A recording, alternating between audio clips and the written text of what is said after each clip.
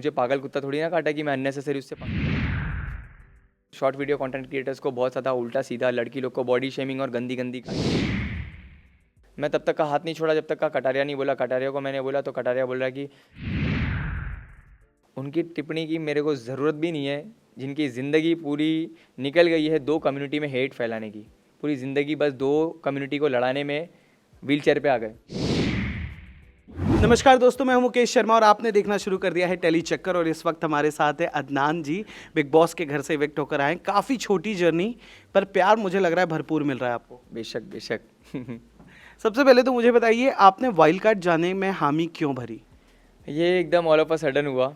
और जैसे कि मेरे बहुत सारे जान पहचान के लोग थे, तो ये ऑल ऑफ अ सडन हुआ, मुझे कॉल आया और एकदम जल्दी जल्दी में मैंने हाँ भी बोल दिया, क्योंकि ऐसे पता नहीं रहता अंदर कौन है कौन नहीं। तो मुझे लगा कि यार बोर भी नहीं होएगा, ऐसे लगेगा कि मैं दोस्तों के ही साथ हूँ।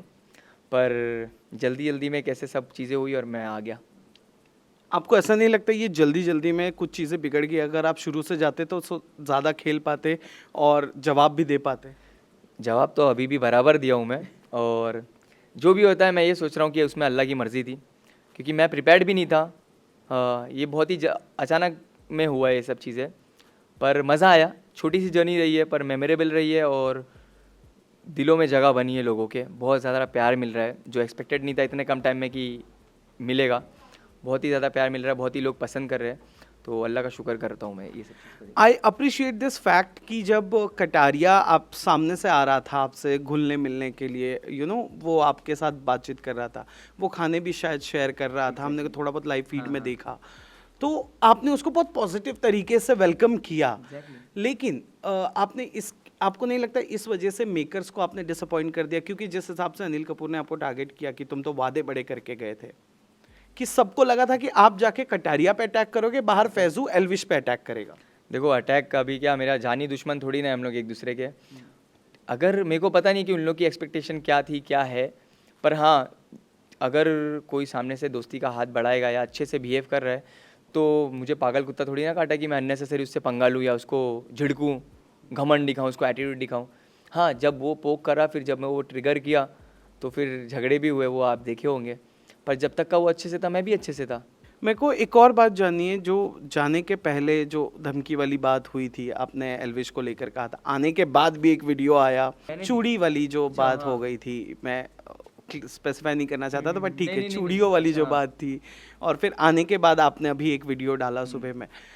ये वॉर कब खत्म होगा और ये वॉर शुरू कहाँ से हुआ? पहले तो मुझे ये जानना है, क्योंकि आप सब सेम कम्युनिटी से हो गाइस, राइट? देखो, जैसे हर एक चीज़ होती है, उसका कुछ ना कुछ अल्टरनेटिव आता है। फॉर एग्जांपल बॉलीवुड था, उसके बाद टीवीसी आया, टीवीसी था, उसके बाद में यूट्यूब आया, यूट्यूब था, उसके बाद में इंस्टाग्राम और टिकटॉक आया। ठीक है, तो जो भी चीज़ नई आते गई, उसका हाइप उससे भी बड़ा होते गया। तो कहीं ना कहीं इनसिक्योरिटी हुई यूट्यूबर्स को, कंटेंट क्रिएटर्स से। तो ये रोस्टिंग के नाम पे शॉर्ट वीडियो कंटेंट क्रिएटर्स को बहुत ज़्यादा उल्टा सीधा लड़की लोग को बॉडी शेमिंग और गंदी गंदी गालियाँ दी जा रही थी। वो टाइम से ये टिकटॉक वर्सेस ये यूट्यूब कौन गालियां दे रहा था और ये कौन एल्विश जो अभी मतलब बहुत ही ज़्यादा एक हद तक का वो सब चीज़ें नहीं कर रहा है, जहाँ से वो उसका इनिशियल स्टेज उसने स्टार्ट किया था। खैर, अच्छी बात है। तो वहाँ से सब चीज़ें चालू हुई। फिर शॉर्ट वीडियो कंटेंट क्रिएटर्स भी कुछ लोग जवाब दिए, कुछ लोग बिना हाथ पैर की बातें रख के जवाब दिए, और फिर कुछ मेरे तरह भी कंटेंट क्रिएटर्स थे जो हक से थे, हक पे थे, और एंड तक का उसको प्रॉपर जवाब दिए। और ये चीज़ कंटिन्यू होते गई, क्योंकि उन लोग को व्यूज़ वगैरह आते थे यही सब चीज़ों पे बात करने से।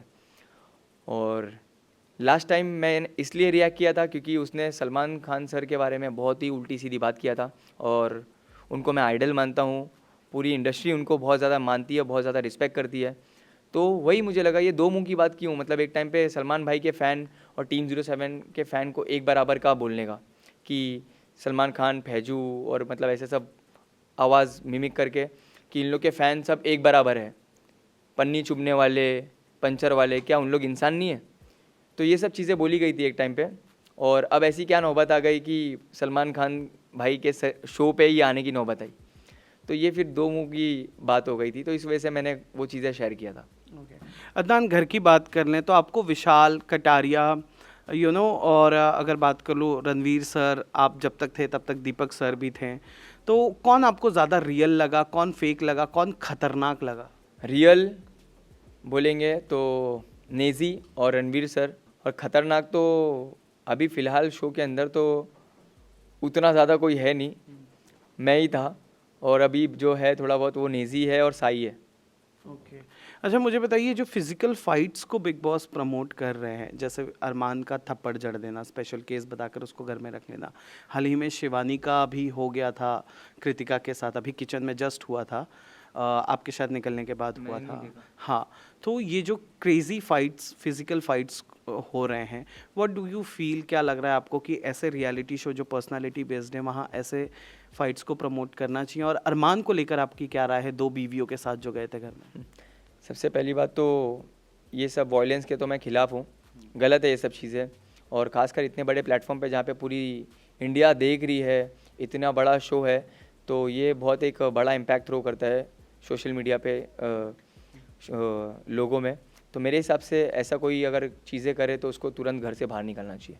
पर निकाला नहीं और आप गए, तो आपने क्या बात की अरमान से कि अरमान भाई जो तुमने किया वो गलत है? हाँ, देखे नहीं, आप नहीं देखे? और उसका जवाब क्या था? उसका जवाब यही था भाई कि कटारिया, मैं तब तक का हाथ नहीं छोड़ा जब तक का कटारिया नहीं बोला। कटारिया को मैंने बोला तो कटारिया बोल रहा है कि भाई मैं होता तो मैं तो रेपड़ मारता। जब उसका दोस्त ही बोल रहा है कि गलत किया है उसने, तो फिर मैं ही क्या बोलूँ? उसका जवाब ये था। ओके, आखिरी सवाल for this session. Deepak Chaurasia sir एक जर्नलिज्म फिटर्निटी के बहुत सीनियर नाम है, वो जब घर से बाहर है, हमने उनसे आपके बारे में पूछा, तो उनका जवाब था कि मैं उन्हें ऐसा व्यक्तित्व मानता ही नहीं हूँ कि मैं उन पर टिप्पणी करूँ। उनकी टिप्पणी की मेरे को ज़रूरत भी नहीं है, जिनकी ज़िंदगी पूरी निकल गई है 2 कम्युनिटी में हेट फैलाने की, और कुछ मुद्दा उनके पास था ही नहीं। पूरी ज़िंदगी बस 2 कम्युनिटी को लड़ाने में व्हील चेयर पर आ गए। तो मेरे को भी वैसे इंसान की टिप्पणी की ज़रूरत नहीं है।